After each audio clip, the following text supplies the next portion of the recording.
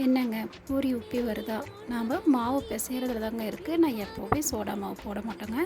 தேவையான அளவு கோதுமை மாவு, உப்பு, 1/2 டீஸ்பூன் எண்ணெய் ஊற்றி தேவையான அளவு தண்ணி போட்டு நல்லா பிசைஞ்சு எடுத்துக்கோங்க. மாவு கொலக்கொலன்னு இருக்கக்கூடாதுங்க, கொஞ்சம் ஹார்டாக எடுத்துக்கோங்க. இப்படி தான் இருக்கணும். இதுக்கு பொட்டுக்கடலை குருமா நான் செய்கிறேங்க.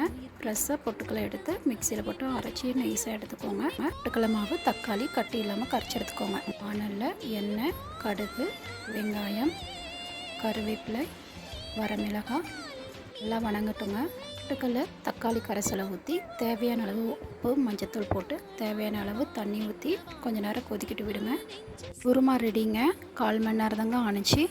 சப்பாத்தி, இட்லி, தோசைக்குமே சூப்பராக இருக்குங்க. பூரிக்கு எப்பயுமே மாவு 1/4 மணி நேரம் ஊற வச்சிங்கன்னா போதுங்க. ரொம்ப மெல்லிசாக தேய்க்கக்கூடாதுங்க, கொஞ்சம் மொத்தமாக தேய்ச்சிக்கோங்க. அப்போ தான் பூரி நல்லா உப்பி வரும். பாருங்கள் எப்படி உப்பி வருதுன்னு.